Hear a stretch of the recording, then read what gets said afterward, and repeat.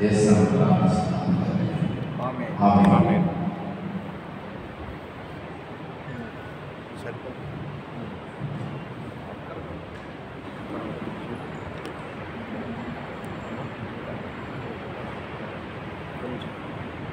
అంటే ఈ స్టాండ్ సరిగ్లేదు, అది మెయిన్ ప్రాబ్లం.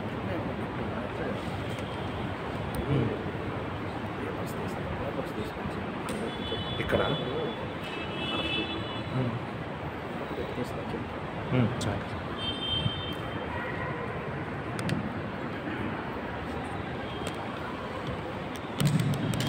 ఆంధ్ర క్రైస్తవ కీర్తన పుస్తకంలోని 126వ కీర్తన. యోసేపు లోకరక్షకుడు వ్యతిరేకంగా జన్మించి అనేటువంటి కీర్తన పాడుతూ దేవుని పరిశుద్ధ నామాన్ని పాడతాం. ఆంధ్ర క్రైస్తవ కీర్తన పుస్తకంలోని 126వ కీర్తన.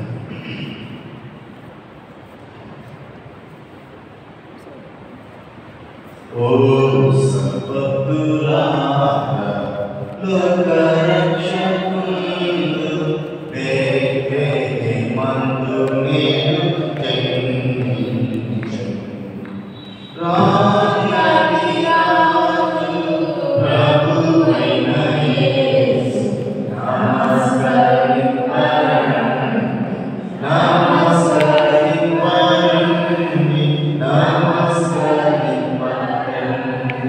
నమస్కరింపరండి.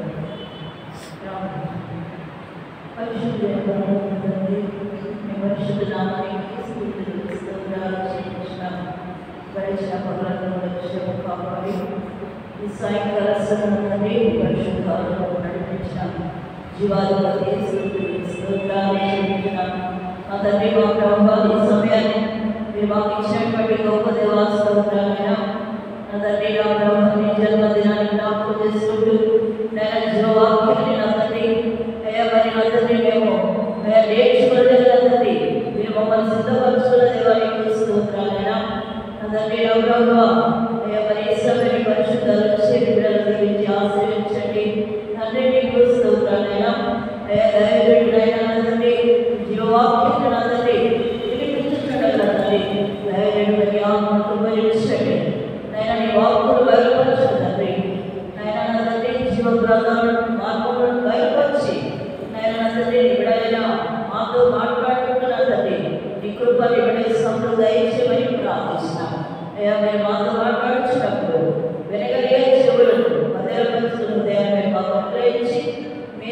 మహిమానంద ప్రభావం పొందుకున్నాం. యేసయ్య పరిశుద్ధ నామమున ప్రార్థించి వేడుకున్నాను తండ్రి. ఆమేన్. సభలో గత వారమే ఈ లేఖన భాగాన్ని చదువుకొని రమ్మని చెప్పాము కనుక మధ్యలో ఉన్నటువంటి మన స్థానిక సంఘ సెక్రటరీ గారు వచ్చి అందులో ఉన్నటువంటి ఆయన గ్రహించిన సత్యాలను తెలియపరచాల్సిందిగా ప్రేమతో ఆహ్వానిస్తాం.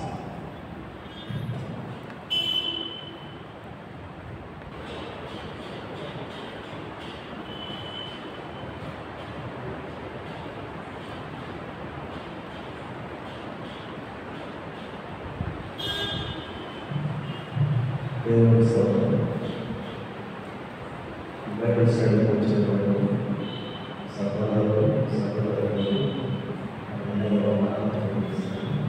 ఈ అవకాశం కల్పించినటువంటి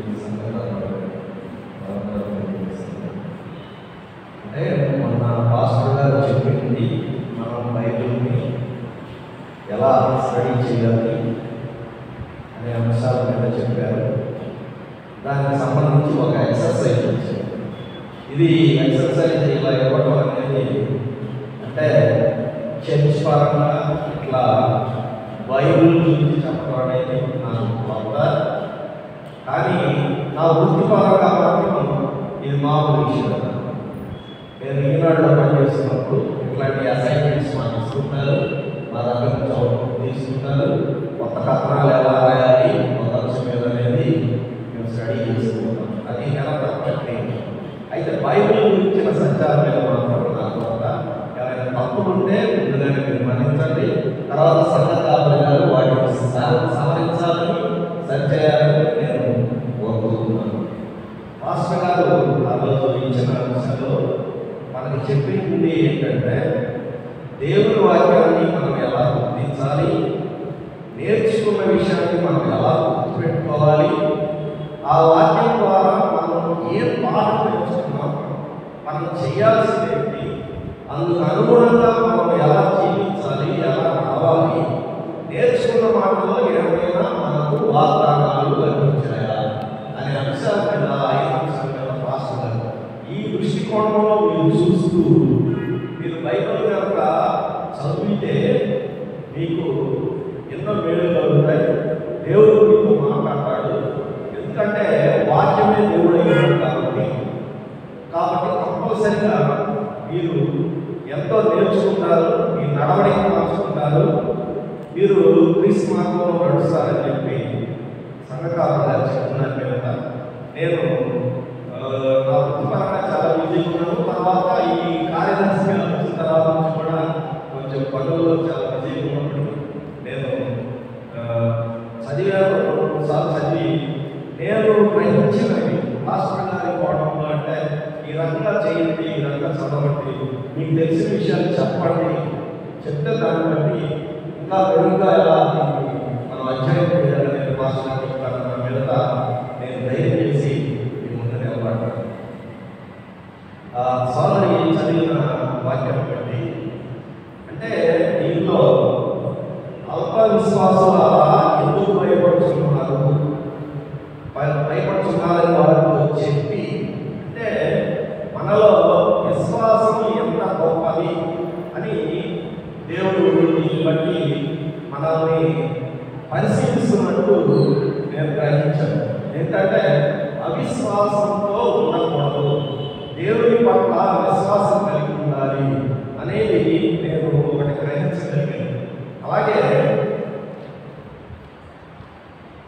లేచి గాలిని సముద్రంలో గద్దెంపగా మిక్కిలి నిర్మాణమాయను అని అంటే దేవుడు ఈ సర్వ సృష్టిని చేసిన దేవుడు ఆయన వీటన్నిటి మీద ఆధిక్యం కలిగి ఉన్నాడు. అంటే గాలి సముద్రము ఆయన మాటలు ఉన్నాయంటే అలాగే దానియేలు సింహపు భూములలో వేసినప్పుడు కూడా సింహం కూడా దేవుని మాటలు ఉన్నాయి. ఎందుకంటే దానిని ప్రార్థించమన్నారు. అలాగే బబులోను దేశంలో నెబుకద్నెజరు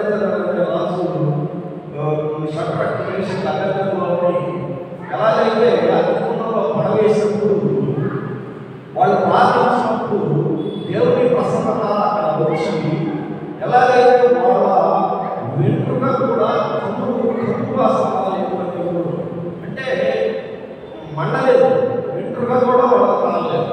అంటే దేవుడు అంతగా ఆయన చెప్పిన దాని ప్రకారం ఈ ప్రకృతి అంటే జీవరాశులు జీవం లేని కూడా ఉంటుంది. అలాగే మరి ఆయన పోలిక చొప్పున మనల్ని సృష్టించినప్పుడు మనం ఆయన మాట్లాడుతున్నామా లేదా అనేది నేను దీన్ని బట్టి గ్రహించాను.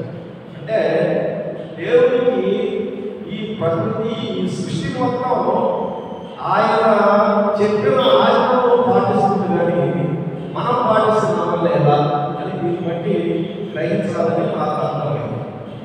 అలాగే చేపలు కూడా ఒకసారి దేవుని మాట ఉన్నాయి. ఏంటంటే సముద్రం మధ్యలో రాత్రంతా జాలకులు కష్టపడి వలలు వేసినా కానీ ఒక్క చేప కూడా పడలేదు వాళ్ళు.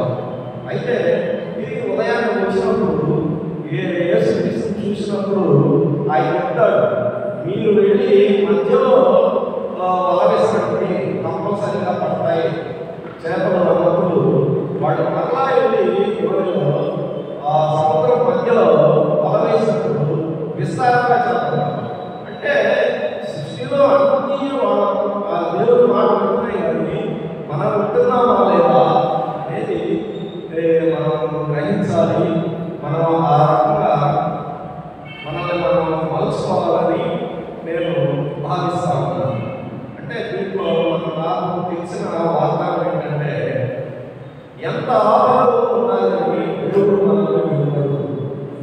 మనల్ని పరిశీలిస్తాడు కానీ పరీక్షిస్తాడు కానీ మనల్ని విడవడు అనేది నేను గ్రహించాలని నేను తెలియజేస్తూ ముగిస్తూ ఉన్నాను.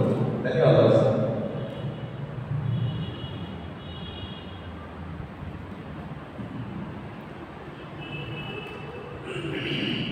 క్రీస్తునందు ప్రియమైన సహోదరి సహోదరులారా,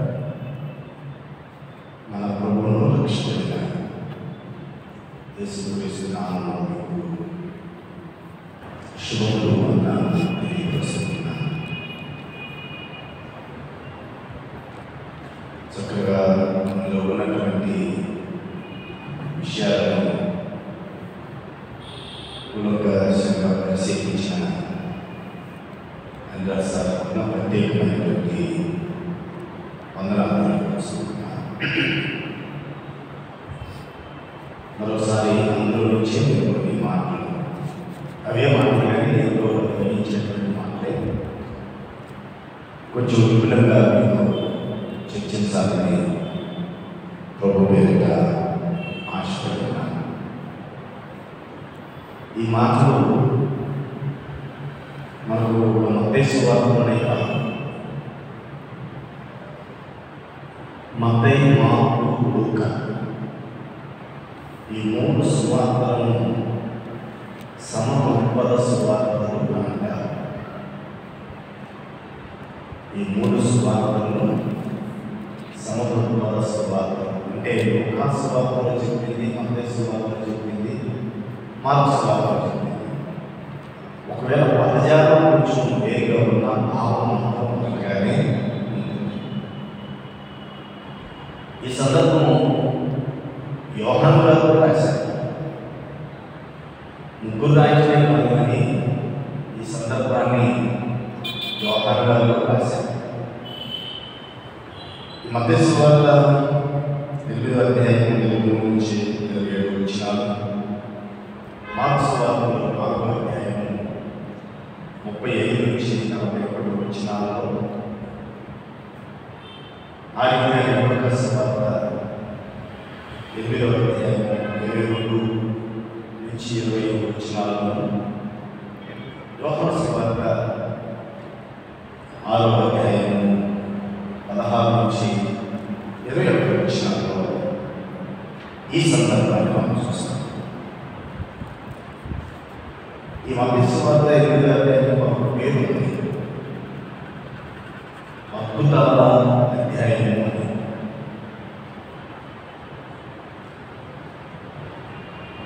అయితే ఇక్కడ చెప్పినటువంటి మాట మరొకసారి నన్ను జ్ఞాపకం చేస్తున్నాను. మరొకసారి నేను ఎలా చదివితే ఎలా ధ్యానం చేస్తే మనకు వాక్యం జ్ఞాపకం ఉంటుందో మరొకసారి నేను మీకు తెలియపరిచి ఇందులో ఉన్నటువంటి కొన్ని మాటలు, ప్రాముఖ్యమైన మాటలు మనం ధ్యానం చేసి తదుపరి సెలవు చేస్తున్నాం. 5 పద్ధతులు ఉన్నాయని గత వారం మనం తెలుసుకున్నాం. మొట్టమొదటిగా ఆదికాండం 1వ అధ్యాయం నుంచి ప్రకటించబోయే వరకు ఎవరైనా రాయింది దేవుడు రాయించాడు అనేటువంటి మనం గుడ్డిగా గుర్తుపెట్టుకోవాల్సిన సత్యం. ఎవరైనా మనుష్య ధర్మశాస్త్రంలో లేకపోతే లోకారాల్సినటువంటి శిష్యులైనటువంటి యోహాను రాసినటువంటి పేతురును అనుసరించినటువంటి మార్కు రాసినటువంటి ఎవరైనా, కానీ అది దేవుని యొక్క ప్రత్యక్షత, దేవుని యొక్క ప్రేరణ వల్ల మాత్రమే రాయబడినటువంటి దేవుని మాటలని మనము ప్రతి సందర్భాన్ని అలా జ్ఞాపకించుకోవాలి. రెండో విషయము, ఇందులో అంటే మనం ఏదైనా ఒక ప్యాసేజ్ తీసుకున్నాను, లేక ఒక అధ్యాయం తీసుకున్నాను, లేక ఒక వాక్య భాగాన్ని తీసుకున్నాను, అందులో మర్చిపోకుండా మనం గుర్తుపెట్టుకోవాల్సింది ఏదైనా ఉందా? అందులో మనం మర్చిపోకుండా గుర్తుపెట్టుకోవాల్సింది ఏదైనా, మనం చదివిన బాబా ఏదైనా కావచ్చు, అందులో మర్చిపోకుండా గుర్తుపెట్టుకోవాల్సింది ఏదైనా ఉన్నదా అని తప్పనిసరిగా ఒక ప్రవచనాలు మినహా పరిశుద్ధ గ్రంథమంతా కూడా ఈ ప్యాటర్న్ మీదే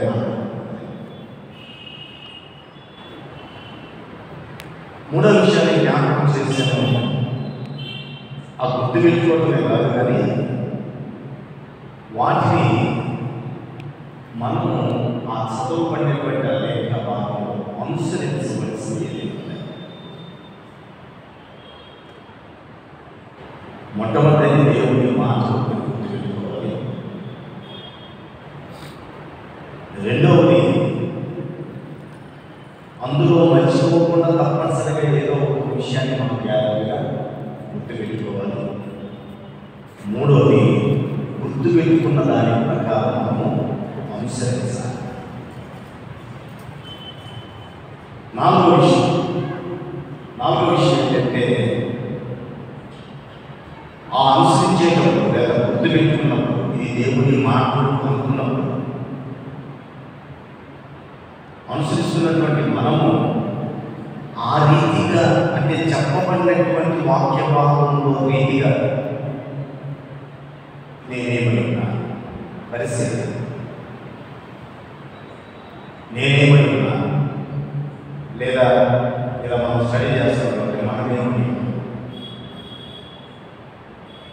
జ్ఞాపకం చేసుకోవడం అంటే నెలలో మొదటిసారిగా మాత్రమే కాదు, నెలలో మొదటి తారీఖు మొదటి ప్రభు దినాన్ని మాత్రమే కాదు, మన ప్రార్థనలు ఎందుకు దేవుడు ఆదరించలేదని జ్ఞాపకం చేస్తాం. అలాగే అనుదినం చేస్తున్నాం కదా, ప్రార్థన మనం ఎందుకు వెళ్తలేదు? ఏంటి సమస్య? చదివాను, గుర్తుపెట్టుకున్నాను, అనుసరిస్తున్నాను, కానీ అనుసరిస్తున్నా కూడా ప్రతిఫలం ఎందుకు రావట్లేదు అనేటువంటి పరిస్థితులు చేసుకోవాలి. ఇప్పుడే చదవబడినటువంటి యొక్క భాగంలోనే ఆఖరిగా ఇంతసేపు నేను చదివాను కదా, నేను జ్ఞాపకం పెట్టుకున్నాను కదా, అనుసరిస్తున్నాను కదా, నన్ను నేను పరిశీలిస్తున్నాను కదా, పరిశీలించుకోవటం వల్ల, అనుసరించడం వల్ల, జ్ఞాపకం పెట్టుకోవటం వల్ల ఇది దేవుడి వాక్యాన్ని విశ్వసించడం వల్ల నాకేం దేవుడి యొక్క వాగ్దానం నాకు చేశాడా అనేటువంటి మనం జ్ఞాపకం చేసుకోవాలి. ఏమిటి దాంట్లో వాగ్దానం? కాబట్టి ఏ సందర్భమైనా సరే అది ఏ అధ్యాయమైనా సరే, ఏ పుస్తకంలోనైనా సరే, ఒక్క ప్రవచనాలు మినహా పరిశుద్ధ గ్రంథం అంతా కూడా ఇదే రీతిగా మనం జ్ఞానం చేస్తే అందులో మనం నేర్చుకోవాలి. గత వారం రీడ్ చేయడం, స్టడీ చేయడం కాదు, లర్నింగ్ అనేది ఎప్పుడైతే నేర్చుకుంటామో ఈ చదవడం అనేది ఉంటే ధ్యానం అనేది కేవలం చదువు వరకే ఉండే ధ్యానం నేర్చుకుంటాం. ఎప్పుడైతే నేర్చుకోవాలనుకుంటామో ధ్యానం చదువు ధ్యానం స్టేజీలు దాటి 3వ స్టేజ్ ఉంటే నేర్చుకుంటాం. కాబట్టి ఎప్పుడు కూడా చదవడం మంచిదే, ధ్యానం చేయాలి మంచిదే, కానీ ఆ చదివి ధ్యానం చేసిందని నేర్చుకుంటాం. అప్పుడు మాత్రమే అందులో ఉన్నటువంటివి మనం అర్థం చేసుకోగలిగేటువంటి పరిస్థితి ఉంటుంది. ఈ సందర్భంలో తెలుసు, యేసు ప్రభు వారు అద్దరికి వెళ్దామన్నాడు, శిష్యులు బయలుదేరారు, వారితో కూడా ప్రభు ఉన్నాడు. ప్రభు ఉన్నటువంటి సందర్భంలో అనుకోకుండా గాలి తుఫాను వారి మీద వచ్చినప్పుడు వారి నశించిపోవడం చూస్తున్నాను. ప్రభువుని జ్ఞాపకం, ప్రభు ఆ గాలిని, ఆ యొక్క సముద్రాన్ని గద్దించినప్పటి నిర్మలము అది చూచి వారి ఆశ్చర్యపడుతుంది, విస్మయపడుతున్నాము ఆ లేఖనంలో చూస్తున్నాం. అయితే మొట్టమొదటిగా చూడండి, వారు ఏమంటారంటే 25వ వచనం మనం చూస్తే, వారు ఆయనతో వచ్చి ప్రభువా నశించిపోతున్నాము, ప్రభువా నశించిపోతున్నాము. ఇక్కడైతే నశించిపోతున్నాము అనేటువంటి మాట, అందుకే కొన్ని సువార్తలు నాట్యమైనటువంటి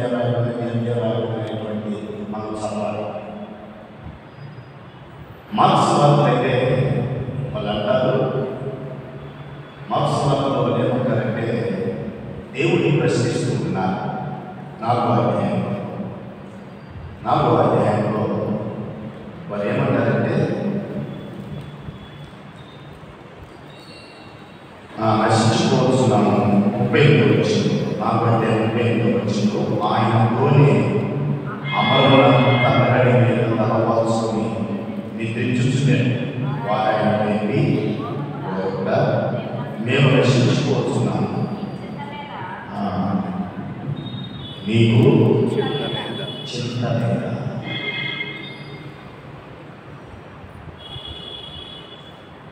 ఒక ప్రశ్న, ప్రభుని శిష్యులు ప్రశ్నిస్తున్నటువంటి మాట సహజంలో కూడా మాకే పట్టింది, అది పట్టినటువంటిది కాదా? మాకేనా బాధ్యత, మాకే లేదా బాధ్యత? అసలు మేము పడుతున్నటువంటి కష్టం ఏంటి, నువ్వు కొనుక్కున్నటువంటి ప్రశాంతంగా కొనుక్కోవడం ఏంటి?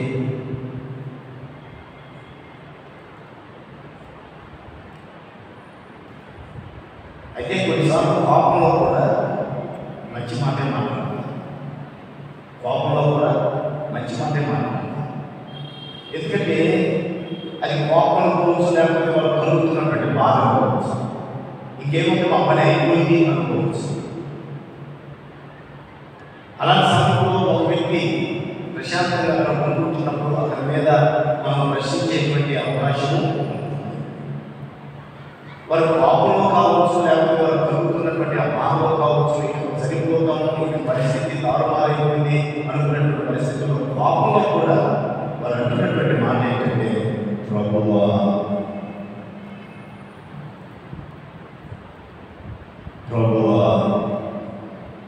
సృష్టికర్త, సర్వాధికారి, రాజులకు రాజు,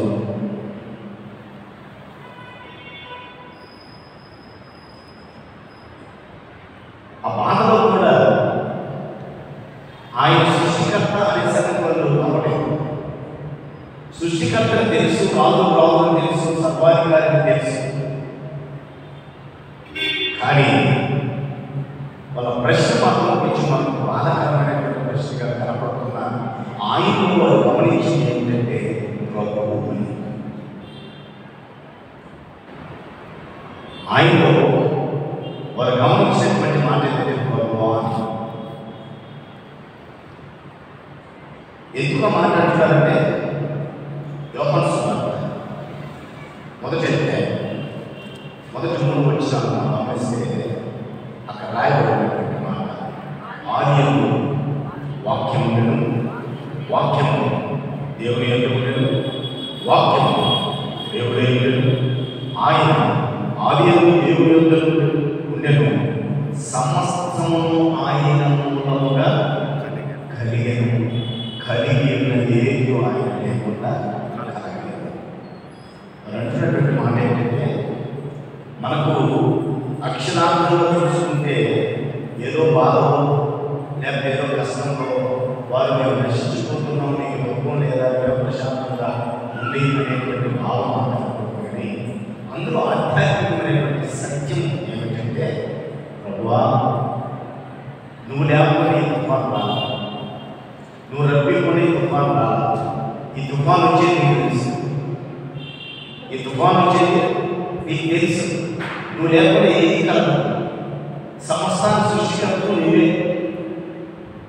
కానీ మేము ఇబ్బంది పడుతున్నాం, ఎంత కష్టపడుతున్నాము.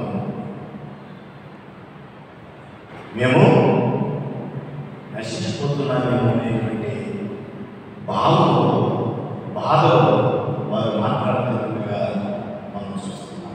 కాబట్టి అక్కడ వారు మాట్లాడుతున్నటువంటి మాట అలా కనిపించిన అందులో భావం ఏంటంటే, అందులో గుర్తించుకుని ఏంటంటే ఈయన ప్రభువు సర్వాది కాని వారు గుర్తించి, ఆ లేఖనంలో వారు గుర్తించి మనం గుర్తించాల్సింది ఏంటంటే ఆయన సర్వాధికారం కలిగిన వాడు. ఆయన లేకుండా ఈ విపత్తు మా మీద రాలేదు. అసలు తుఫాను నడవడానికి గల కారణం కూడా ఆ ముందు వచ్చినాల్లో చూస్తాము. ముందు వచ్చినాల్లో చూస్తే అక్కడ ఒక శతాధిపతి వస్తువులు ఏమైనా వచ్చాము. అసలు నాతో ఉన్నటువంటి ఈ శిష్యుడి యొక్క విశ్వాసం ఎంత ఉందో అని పరీక్షించాలి. దైవోడు చెప్పారు, పరీక్షించడానికి పరిశోధించడానికి కొన్నిసార్లు దేవుడు నాటిన మార్గాలకు పంపిస్తాను. ఎందుకు ఆయన వారు దర్శించాలనుకున్నారంటే, ఒక శతాధిపతి వచ్చారు. ఆయన బాగాలేక మా ఇంట్లో వాళ్ళు బాగాలేక తన దగ్గర పనిచేసేటువంటి ఒక వ్యక్తికి తన దాసునికి బాగాలేక ఒక విన్నపాన్ని తీసుకొని వచ్చారు ప్రభు దగ్గర. ప్రభు దగ్గరకు వచ్చి, అయ్యా నా ఇంట్లో రావడానికి ఒప్పులు కాదు, కానీ నువ్వు మాట మాత్రం సెలవిస్తే నా భాషలు స్వస్థపడును అని చెప్పిన తర్వాత 9వ వచనంలో ఒక శ్రేష్టమైనటువంటి విషయం మాట్లాడుతున్నాను. నేను కూడా 9వ వచనం, నేను కూడా అధికారంలో లోబడిన వాడు, నా చేతి కింద సైనికులు ఉన్నారు. నేను ఒకరిని పొమ్మంటే పోను, ఒకరిని రమ్మంటే వచ్చు, నా దాసుని ఈ పని చేయమంటే చెయ్యను అని ఉత్తరమించాను. యేసు ఈ మాటని ఆశ్చర్యపడి, ఏ మాట తర్వాత ఆయన ఆశ్చర్యపడింది. నేను ఒకరిని పొమ్మంటే పోను, ఒకరిని రమ్మంటే, ఒకరిని పని చేయమంటే వాడు చెయ్యి. ఎందుకు ఆశ్చర్యపోవాలి? ఆయన శతాధిపతి ఆయన కింద 100 మంది మీద అధికారి. ఆయన 100 మంది ఆయన చెప్పింది చేయాల్సిందే. కానీ ఆ సందర్భం ఎందుకు ప్రభుత్వం ఆయన సంభాషించడం, అందులో గొప్పతనం ఏం లేదు. మన మీద పై అధికారి మనం చెప్తే మనం చేయాల్సిందే. ఆశ్చర్యపడాల్సినటువంటి అవసరం ఏమిటి? ఆశ్చర్యపడి లోపడుతున్నటువంటి మాట ఏంటంటే ఆయన ఆశ్చర్యపడి చూడండి ఆశ్చర్యపడి వెంటబడుతున్న వారు చూసి ఇశ్రాయేలులో నేను ఎవరికైనాను ఈ ఏక విశ్వాసం ఉన్నట్టు చూడలేదు నిశ్చయముగా మీతో చెబుతున్నాను. దాని అర్థం ఏంటంటే ప్రభు ఆశ్చర్యపడాల్సింది అతని బోధన గురించి కాదు, అక్కడ శతాన్ని బట్టి చెప్తున్నాను. ఎందుకు ప్రభు ఆశ్చర్యపడ్డాడంటే అతను బోధన గురించి, లేకపోతే నేను మీ దగ్గరికి వచ్చి విన్నవించాల్సినటువంటి పరిస్థితి కాదు, నా పనిలో నేను పంపించు అని కాదు ఆయన ఉద్దేశం. నా దగ్గర 100 మంది ఉన్నారు సైనికులు, నేను వచ్చి నీ దగ్గరకు వచ్చేసి విన్నవించుకోవాల్సినటువంటి పరిస్థితులు వాళ్ళు ఎవరైనా పంపిస్తే వచ్చి ఆ విషయం మీకు తెలియపరుస్తారు అని కాదు ఆయన ఉద్దేశం. నేను వాళ్ళు రమ్మంటే పోతారు, రమ్మంటే వస్తారు, కానీ ఆ అధికారం మాత్రమే నాకుంటే స్వస్థత పరిచే అధికారం మాత్రమే. అది ఆయన చెప్పిన మాట. ప్రభు ఆశ్చర్యపడ్డాడండి. ఆయన అధికారాన్ని చూసి కాదు, అయ్యో అధికారం కూడా ఈయనే వచ్చాడు నా దగ్గరికి ఆశ్చర్యపడ్డా ఆయన చెప్పినటువంటి ఉద్దేశం ఏంటంటే అయ్యా నేను ఇలాంటి పనులు చేయించగలగానే ఆ 10 మందితో 100 మందితో, కానీ అనారోగ్యంలో పడిపోయినటువంటి వారికి ఆరోగ్యం ఇవ్వగలిగేటువంటి మాట నీ నోటి నుంచి వస్తే, నా నోటి నుంచి వచ్చింది ఏదైనా లోక సంబంధమైనటువంటి పని జరిగించవచ్చు, కానీ నీ నోటి నుంచి వచ్చేటువంటి మాట అది శ్రేష్టమైన మాట. అవి మాత్రమే స్వస్థత ఇస్తుంది. అది ఆయన విశ్వాసం. అందుకు ప్రభు ఆశ్చర్యపడి ఒక అన్యుడికి, ఒక రోమా సైనిక అధికారికి అంత విశ్వాసం ఉంటే ఎప్పుడు నాతో సహవాసం చేయనటువంటి ఆ వ్యక్తి నా గురించి నీటి అంత విశ్వాసం ఉంచారు కదా. అసలు నాతో ఉండి, నాతో తింటూ, నాతో కొనుక్కుంటూ, నాతో సంచరిస్తున్న వీళ్ళ దగ్గర ఎంత ఉందో అని ఒక పరీక్షలో ఆయన పంపించారు. ఆయనే తుఫాను పంపించారు. ఒక అన్యమైన విశ్వాసం చూశాను నాతో ఉన్నటువంటి అప్పటికి ఇది చాలా అద్భుతమైన ఆశ్చర్యకరంగా చూశాను. అసలు ఎంత మాత్రం ఉన్నారు వీళ్ళలో ఉన్నటువంటి విశ్వాస పరీక్ష అనేటువంటి మన విశ్వాసాన్ని మనం విశ్వాసంతో పొందకూడదని సార్ చెప్పాడు. అసలు వీళ్ళు విశ్వాస అవిశ్వాస అనేటువంటి సత్యం తెలుసుకోవడానికి ఆయన తెలుసు. వారు విశ్వాసంలో అవిశ్వాసంలో కాదు, ఆయన అందరం వారికి తెలుసు, కానీ ప్రత్యక్షంగా చూడాలనేటువంటి ఆలోచనతో ప్రభువే పరీక్షించాలి. ప్రభు ఇంకోసారి కూడా చెప్పారు. ఆయన పేరు యెషయా ఆయన ఉన్నాయి.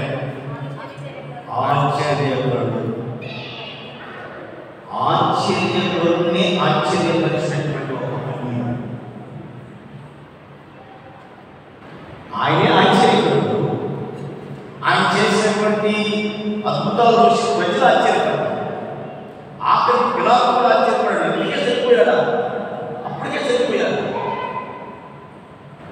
శిలువ మరణానికి అప్పచెప్పినటువంటి పిలాతు భయపడి ఆశ్చర్యపోయాడు. అప్పుడే చనిపోయాడా? ఆయన బోధన చూసి ఆశ్చర్యపడ్డారు ప్రజలు. కానీ ఆశ్చర్యపరుని ఆశ్చర్యపరిచేటువంటిది ఏంటంటే విశ్వాసం. ఇంకోటి ఏంటంటే సార్ చూడండి, అది మనకి ఈ యొక్క అన్యుని యొక్క విశ్వాసాన్ని చూసి ఆయన ఆశ్చర్యపడ్డాడు. మత్స్సుపడ్డాడు. 5వ అంటే ఏం చూసి ఆయన ఆశ్చర్యపోతాడంటే 5వ 6వ అధ్యాయం 5వ వచనం అందరం కలిసి చదువుదాం. ఉన్నటువంటి వారందరినీ మార్క్స్ వార్త 6వ అధ్యాయం 5వ వచనం.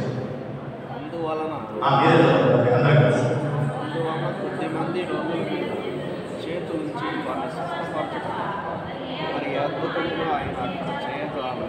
ఆయన వారి అవిశ్వాసములకు ఆశ్చర్యపడి ఒక చోటేమో ఒక అన్యుని యొక్క విశ్వాసం గురించి ఆశ్చర్యపోయారు.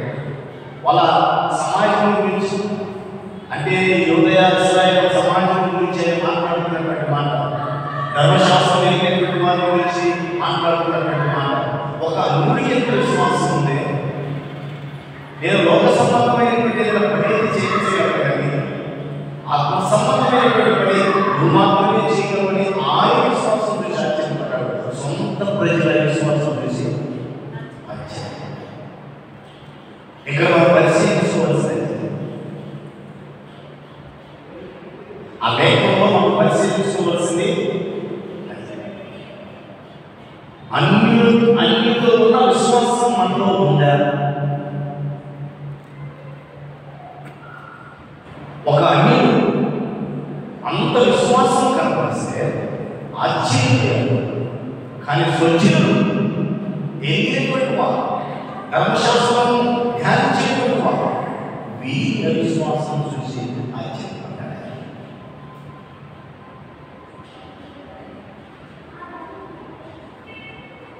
అవి దేవుడి మాత్రమే. అందులో మనము జ్ఞాపకించుకోవాల్సింది ఆయన ప్రభువు, రక్షకుడు, దేవుడు, సృష్టికర్త తెలుసుకున్నాం. తెలుసుకున్నటువంటి మనము అందులో మనల్ని ఏం పరీక్షించుకోవాలంటే నిజమైన విశ్వాసం ఉందా? అల్ప విశ్వాసం అన్నాడు ఆయన. అల్ప విశ్వాసాలు ప్రియమైన సహోదరు సహోదరులు, మనం అదే పద్ధతిలోనే దాన్ని ధ్యానం చేస్తాం. అదే పద్ధతిలో మనం ధ్యానం చేస్తే మనం పరిశీలించుకోవాల్సింది ఏమిటి అంటే మన విశ్వాసం కాదు. మనం గుర్తించాల్సింది ఏంటి, గుర్తుపెట్టుకోవాల్సింది ఆయన రక్షకుడు. నశించిపోతున్నాం, మమ్మల్ని రక్షించు అన్నాడు. రక్షించే శక్తి సామర్థ్యం ఆయనలో ఉన్నాయి. ఆయన ప్రభు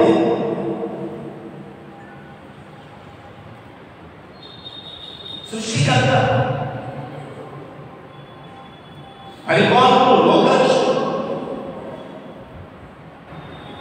గుర్తు పెట్టుకున్నారు మధ్యలో అనుసరించాల్సినటువంటి సమయంలో వారిలో విశ్వాసం ఏమి లేదు. అవిశ్వాసము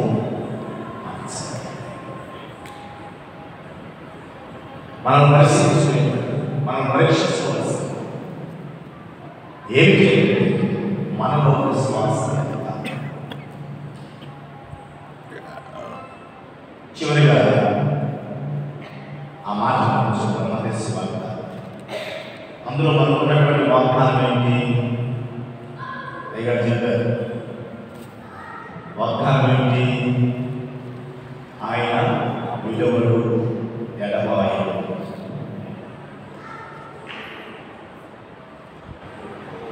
చూడండి, 8వ అధ్యాయంలో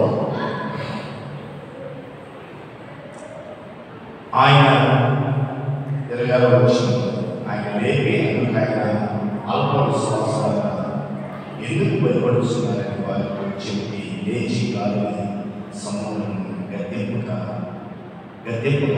మిగిలి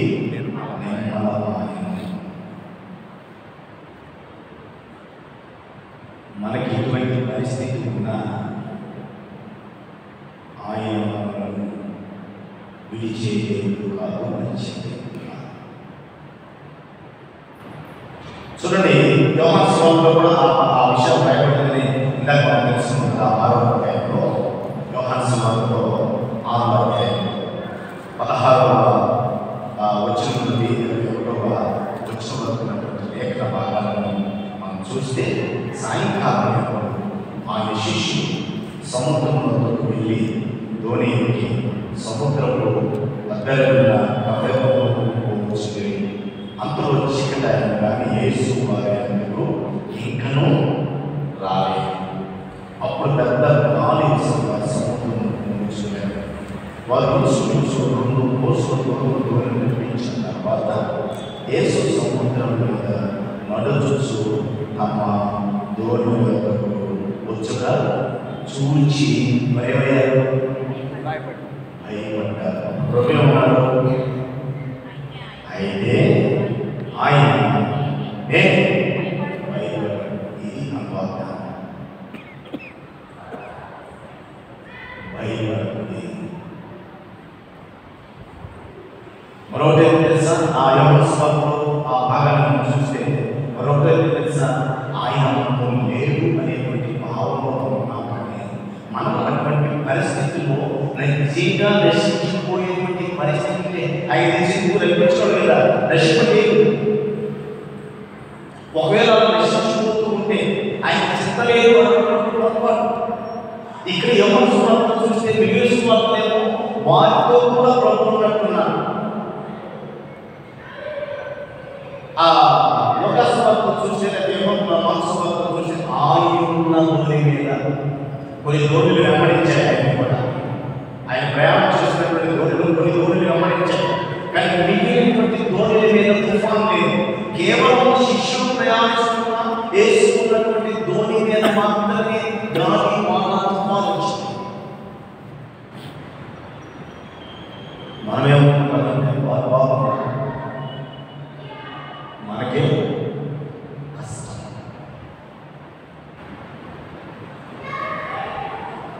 ఇంకేమన్నాడు కదా, శోధింపబడిన తర్వాత సువర్ణం బంగారు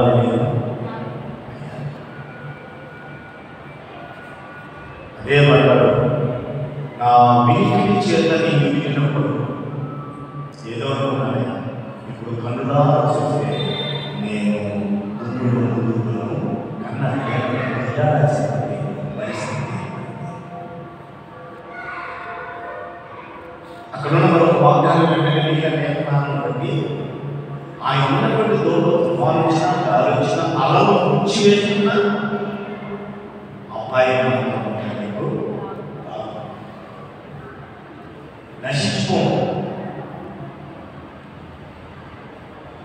ఒకసారి ఒక బస్సు బయలుదేరుతుంది. ఆ బస్సులో పాసెంజర్స్ అంటున్నారు, పిక్నిక్ లాగా అంత ఘాటు, కొండలెక్కడం, లోయలు టర్నింగ్స్, రకరకాలుగా అది భయంకరమైనటువంటి జర్నీ. డ్రైవర్ మాత్రం మిగిలిన ప్రాణాలు బిడ్డలు పెట్టుకొని కూర్చున్నారు, భయంకర బిడ్డలో కూర్చున్నారు. కానీ అదే బస్సులో పాప ఉందంట, చిన్న పాప. ఆ యొక్క సృష్టిలో ఉన్నటువంటి ఆహ్లాదాన్ని, అంటే వారు ప్రయాణం చేస్తున్నటువంటి ఆ ప్రదేశాన్ని చూసి ఆహ్లాదంగా, ఉత్సాహంగా, ఆనందంగా కేంద్రం కొడుతూ గంతులు వేస్తున్నారు. భయం వల్ల మాట చిన్న పాప. మిగిలినటువంటి వాళ్ళతో కూడా బస్సులో ప్రయాణం చేస్తున్నటువంటి వాళ్ళతో భయంలో ఒక్కొక్కటే ప్రాణం గుప్పిట్లో పెట్టుకుని ఇచ్చామని అంటారు కదా, అలా భయంతో బాధపడుతూ ఉన్నప్పుడు ఆమెకంటే అది చేరవలసినటువంటి గమ్య స్నానం చేరింది బస్సు. ఇప్పుడు ప్రయాణం అంతా బస్సు దగ్గరకు వచ్చారు. ఏమ్మా అంతే పండెత్తేటప్పుడు ఎక్కేటప్పుడు ఏమైనా పడిపోతుంది అనేటువంటి భయం వచ్చింది. ఆ పండెక్కి మన వాళ్ళు ఇంకేమైనా పడిపోయే రోజు అనేటువంటి భయం వచ్చింది. వారందరూ కూడా ముందు మా ప్రాణాలు నిశ్చయంగా పెట్టుకొని ప్రయాణం చేస్తున్నాం. నువ్వేమో ఆహ్లాదంగా, ఆనందంగా కేంద్రం కొడుతూ వచ్చావు, నీకు భయం లేదా ఆనందంగా చెప్పండి. ఆ పిల్ల చెప్పిందంట, చెప్పమ్మాయి నాకెందుకు భయం, ఏం ఎందుకు భయపడలేదంటే ఆ డ్రైవర్ ఎవరు, నా తండ్రి. ఈ వాహనాన్ని పుస్తకటువంటి వారు ఎవరో కాదు, మా నాన్న. నాకు జన్మనిచ్చాయి, నేనున్నాను సార్. తెలియదు పుస్తకం నన్ను చేసుకుని పంటలో పడేస్తా, ఊళ్ళో పడేస్తా, పుస్తకం పడేస్తా, ఎక్కడ పడేది డ్రైవర్ మా నాకేంటి.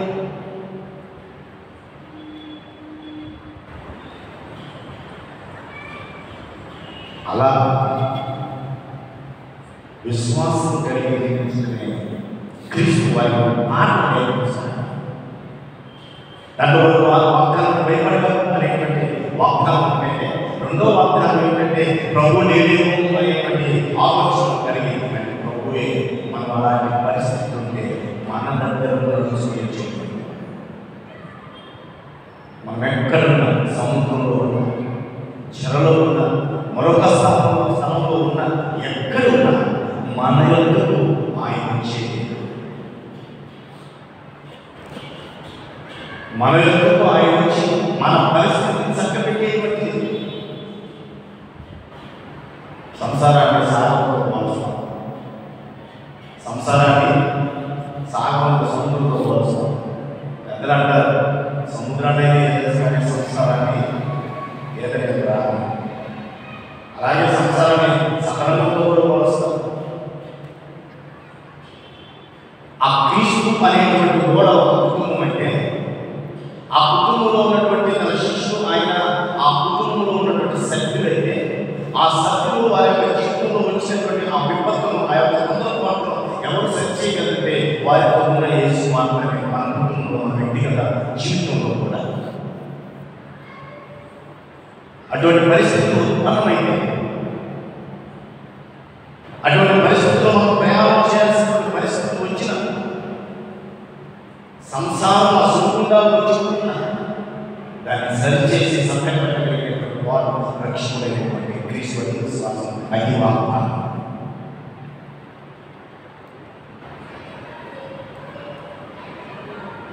కాబట్టి ప్రియమైనటువంటి అలా ఎప్పుడైతే వాక్యాన్ని ధ్యానం చేస్తూ ఉంటారో అప్పుడు అందులో ఉన్నటువంటి ఆత్మీయ సత్యాలు మనకి ఇక్కడ నిలిచిపోతాయి. ఇక్కడ మాత్రమే ఇక్కడ చేయడానికి కాదు, మనం హృదయం కాకపోతే లోక జ్ఞానం లేదు. చాలా కూర్చుంది లోక జ్ఞానం చాలా. అందుకే జ్ఞానం అనేటువంటి ఎందుకంటే అది మనం మంచిదే. జ్ఞానం లేకపోతే ప్రమాదం కూడా ఉంది. ఆ మాట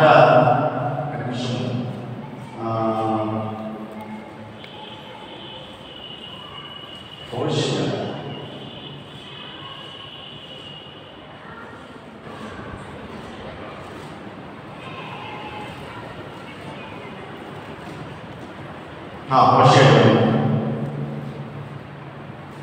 నాలుగో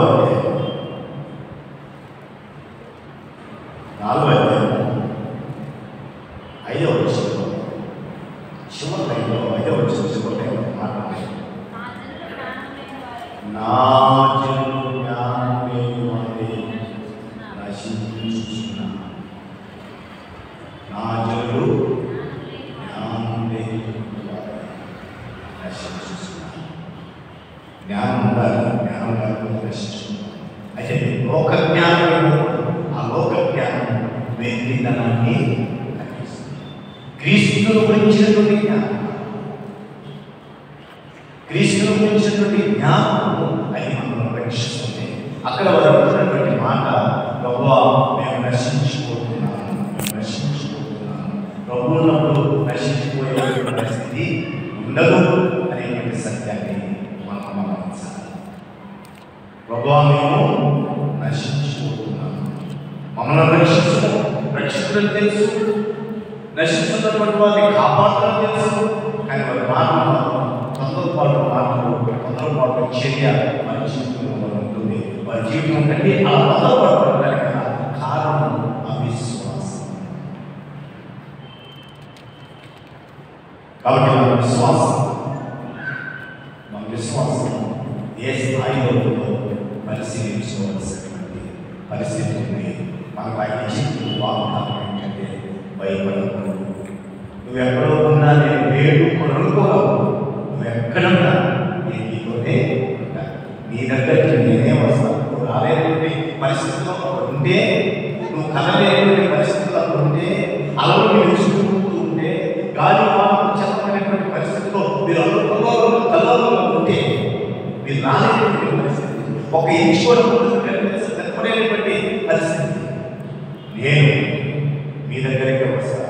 ఆ తర్వాత ఏమైంది? వాళ్ళు కూడా అక్కడికి వచ్చిన భయపడాల్సిన అవసరం లేదు. మన ప్రయాణాన్ని సజావుగా అక్కడికి చేసి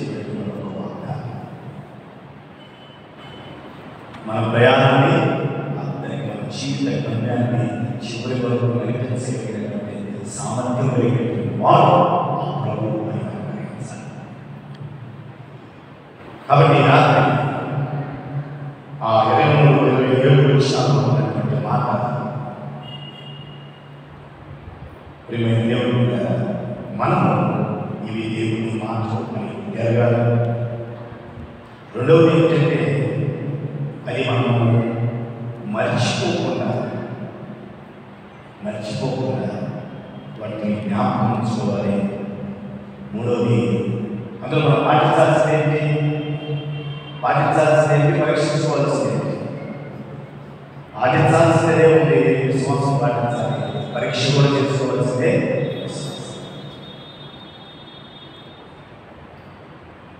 పాటించవలసిన మనం ఆలోచన చేయించి నేను విశ్వాసంగా ఉంటే ఆయన నన్ను సురక్షితంగా అందరికీ తెలియజేసేటువంటి వాడు వాగ్దానం భయపడాల్సినటువంటి అది కుటుంబంలో కావచ్చు, వ్యక్తిగతమైన జీవితంలో కావచ్చు, సంఘంలో కావచ్చు, సమాజంలో కావచ్చు, ఎక్కడైనా మనం కదలేనటువంటి స్థితిలో ఉన్నా, మనం ఆయన దగ్గరికి రాలేనటువంటి పరిస్థితిలో ఉన్నా ఆయనే మన దగ్గరికి చెప్పి అక్కడ ఉన్నటువంటి ఆ అలజడి గందరగోళం అందరికీ కూడా నిమ్మలం ప్రశాంతమైనటువంటి జీవితంలోనికి నడిపించేటువంటి ఒక ఉన్నతుడు జ్ఞాపకం. నోటితో ప్రభువాన్ని అనుకోవటం కాదు, సృష్టికర్త అనుకోవటం కాదు, అయ్యా పాలకుడా అనుకోవటం కాదు, లోకరక్షిత చెప్పటం కాదు, అది హృదయంలో దానికి మనం పట్టిస్తుంది. దాన్ని అలాగే మనం జీవిస్తాము. వారికి కలిగిన ఆశీర్వాదం వారు అందరికీ ఇచ్చారు. అలా మన జీవితం కూడా సజావు మంచిగా వస్తాయి, కానీ మనకి మనం పరీక్షిస్తాం. అప్పుడు ఏమిటేమని తెలుసా, దేవుడు సాధారణ ఛాలెంజ్ పెడుతుంది. ఏముంది వచ్చిన సాధారణకి ప్రభువే దేవుడు అడిగాడు, చూశావా సూచనలు మంచి వేసావు, నేనేం చేయలేకపోతున్నాను, సార్ తీసేస్తానే ఏమో చేయగలవా అంటే దేవుడికి అంత నమ్మకం దేవుడి పేరుతో ఒకసారి నమ్మకం లేకపోతే అంత దేవుడికి చాలా ఛాయి కాదు. ఎంత నమ్మకం ఉంటే అయితే నమ్మకం కూడా ఏంటంటే ఆ స్టేజ్, ఆ ఓపిక, ఆ యొక్క ఓపిక, ఆ మాదం భరించగలిగిన మనసునే ఇస్తానే అనుకున్నాడేమో.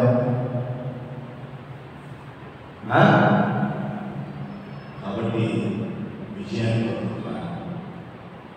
అనుకున్న దానికంటే గుర్తింపు.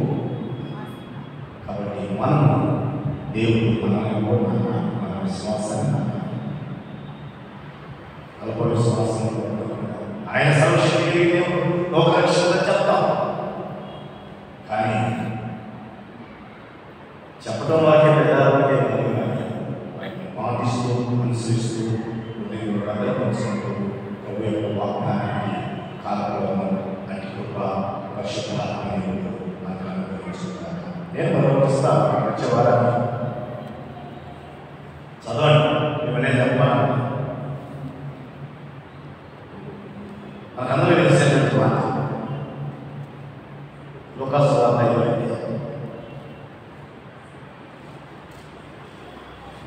11 వచనాలు ఇవేమంటే దీంట్లో కూడా ఇవే ఉంటాయి. అయితే నేను ఒక మాట చెప్తున్నాను. ఈ సంబంధ సువార్త అంటే ఒక సువార్త మనం ధ్యానం చేస్తుంటే చాలా టైం ఉంటుంది. కనుక ఈ 3 సువార్తల్లో ఉన్నటువంటి ఒకే భావాన్ని ఒక్కొక్క వారం మనం ధ్యానం చేద్దాం. ఆ లిస్ట్ నేను తెచ్చాలనుకున్నాను, దగ్గర ఉన్నట్టుంది. అందుకని ఈ రోజు క్రిస్మస్ అయిపోయిందా మామూలుగా అప్పుడప్పుడు ఇలాంటి ధ్యానం చేద్దాం. ఆ తదుపరి ఈ సమగ్ర సువార్తలో అంటే 3 సువార్తల్లో ఉన్నటువంటి అన్నింటినీ కూడా ఒక వారం మనం అంటే ఇప్పుడు ఎలా చూసాము మత్తయి సువార్తలో ఉన్న ఆ సందర్భం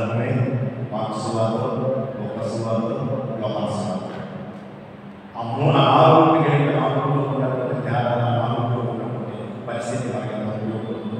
అలాగే 3 సువార్తలు ఉంటే 4 సువార్తలు ఉన్నటువంటి ఆ లిస్ట్ని ముందుగానే ఇస్తారు. ఒక్కొక్క వారం ఒకవేళ మధ్య సువార్తలో కొందరు దేవుని అలాగే ఒక నుండి ఇవి ఇస్తాను. ఇంకా కూడా అవే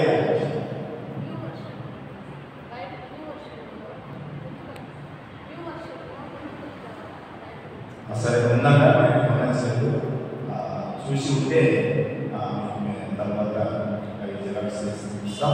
వాటి మీద ఆలోచన నేర్చుకోవాలి. స్వార్థాన్ని కూడా 3 సువార్తలు నేర్చుకుంటే ఏసే జీవితం అంతా కూడా మనం నేర్చుకున్నటువంటి వాళ్ళము మొత్తం అలా ధ్యానం చేద్దాం. అది ఆ రీతిగా మీరు సిద్ధపడాలి. ఏమో అడగంటే చెప్పకపోవచ్చు, ఒక్కోసారి అడగవచ్చు. మేడం టీచర్స్ కదా, వాళ్ళు ఎవరు అడుగుతుంది తెలుసా? బాగా నేను లాస్ట్ బెంచ్ అండి, మొదటి bench last bench first bench అనే కదా. అది ప్రభుత్వం బట్టి నేను చదువుకున్న కాలేజీలో నేను ఉండేవాడిని, ఎస్డిసిలో నేను ఉండేవాడిని. నాతో చదువుకున్న వాళ్ళగా నేనే కాదు. నాకు కొంతమంది ఆహరించారు, పిల్లలు పెరిగి ఆపారు, అందరూ ఉంచారు. శాతం బాబుడే గోల్డ్ మెడల్. వాటి తర్వాత ప్రతి సబ్జెక్టులో నేను అక్కడికి ఇంటర్నెట్ ఓపెన్ చేసిన ఆ పేరు ప్రైజ్ ఆపరేషన్ చూసుకున్నాను. నేను విజయ్ విశ్వకుమార్ ఆయన వారి తండ్రి గారి ప్రైజ్ నేనే తెలుసుకున్నాను. సెక్యులర్ స్టడీలో ఆశ్రయించాను. ఒక కుటుంబం బట్టి దేవుడికి అసలు ఫస్ట్ బెంచ్ కంటే నిర్వహించారు. ఆ టీచర్ మర్చిపోయింది. ఎవరు అడుగుతారు? టీచర్లు ఒక ప్రశ్న అడిగాడంటే హోంవర్క్ చేశారా చేసి చూడండి మొదలు కూర్చుంటారు. వాళ్ళు అడగరు. చేయను గ్యారెంటీగా ఏం చేస్తారు? ఆటోమేటిక్గా వాడిని అది కూడా అడిగింది కాదు. ఎవడైతే అవదేశం పంపించకుండా ఇక అప్పటి సాధించేది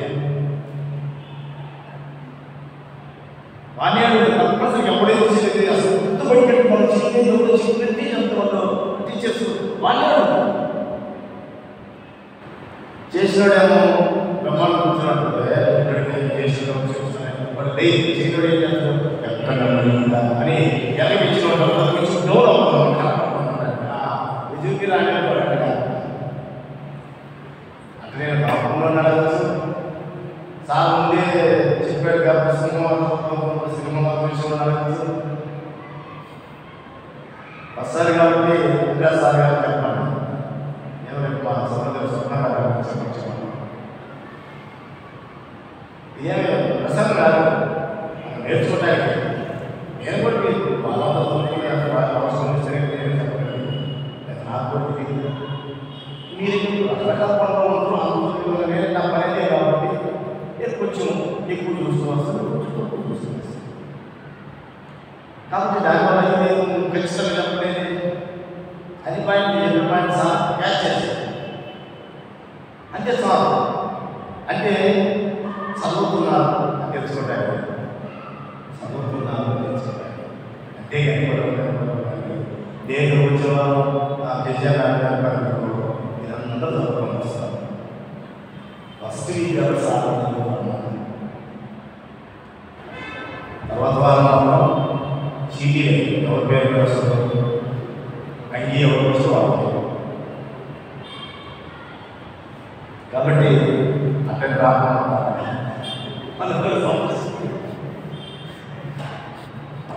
అవే కాబట్టి ఏం కాదు, నేర్చుకోవడానికి సహాయం చేస్తారు. నేర్చుకోవాలి. ఎక్కడే మొదల రోజు నాకు తీసి దాని అంతలోకి వచ్చేటువంటి అంత జ్ఞాని కాదు, అంత విద్యావంతులు కాదు, అంత టాలెంట్ నాకు తెలిసి పల్లెటూళ్ళు వెళ్తా